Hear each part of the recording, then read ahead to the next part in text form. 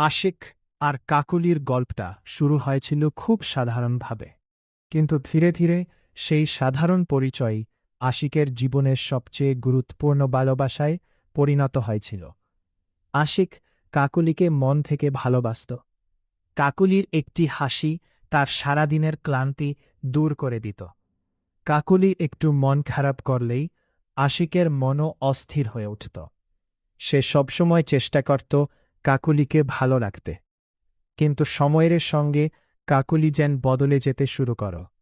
আগের মতো কথা বলত না, আশিকের ফোনের অপেক্ষা করত না, তার মেসেজের উত্তর দিত অনেক দেরিতে। আশিক বুঝতে পারত কিছু একটা পরিবর্তন হয়েছে, তবুও সে নিজের মনকে বোঝাত হয়তো কাকলি ব্যস্ত, হয়তো কোনো কারণে মন খারাপ। আশিক বারবার কাকলিকে সময় দিতে চেয়েছে, তার কষ্ট জানতে চেয়েছে, কিন্তু কাকলির কাছে আশিকের অনুভূতিগুলো যেন ধীরে ধীরে মূল্যহীন হয়ে যাচ্ছিল। একদিন আশিক সাহস করে বলল, কাকলি, আমি কি তোমাকে কোনোভাবে কষ্ট দিয়েছি? তুমি আগের মতো কথা বলো না কেন? কাকলি নির্লিপ্তভাবে উত্তর দিল, সব সময় এই প্রশ্ন করো কেন? আমি ব্যস্ত থাকতেই পারি। কথাটা শুনে আশিক চুপ হয়ে গেল। সে আর কোনো প্রশ্ন করল না, কারণ সে বুঝতে পারছিল ভালোবাসা জোর করে পাওয়া যায় না। তারপরও আশিক কাকলিকে ছেড়ে যেতে পারেনি। কাকলির অবহেলার পরও সে প্রতিদিন অপেক্ষা করত। হয়তো আজ কাকলি নিজে থেকে ফোন করবে, হয়তো আজ বলবে, আশিক, তোমাকে খুব মনে পড়ছে। কিন্তু সেই দিন আর আসেনি। এক রাতে আশিক অনেকক্ষণ ফোনের দিকে তাকিয়েছিল। কাকলির কোনো মেসেজ নেই, কোনো ফোন নেই। তখন তার মনে হল, যে মানুষটির জন্য সে নিজের সুখ ভুলে গিয়েছিল, সেই মানুষটির কাছেই আজ তার কোনো গুরুত্ব নেই। চোখের পানি মুছে আশিক নিজেকেই বলল, ভালোবাসা যদি শুধু একজনের হয়, তাহলে সেটা সম্পর্ক নয়, সেটা একা একা অপেক্ষা করা।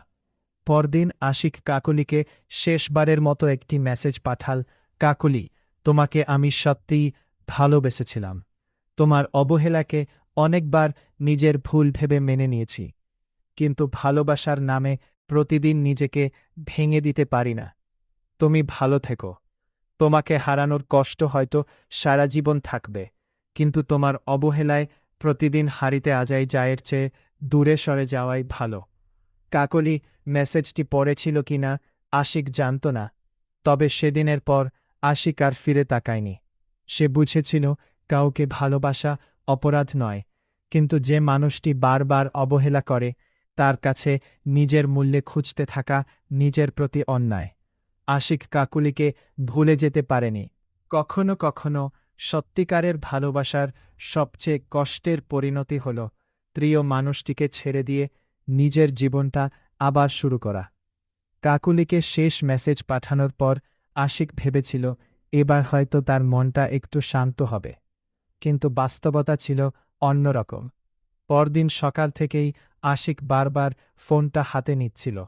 মনে হচ্ছিল কাকলি হয়তো কোনো উত্তর দিয়েছে, কিন্তু প্রতিবারই স্ক্রিনটা নীরব। দিন গড়িয়ে রাত হল, কোনো ফোন নেই, কোনো মেসেজ নেই।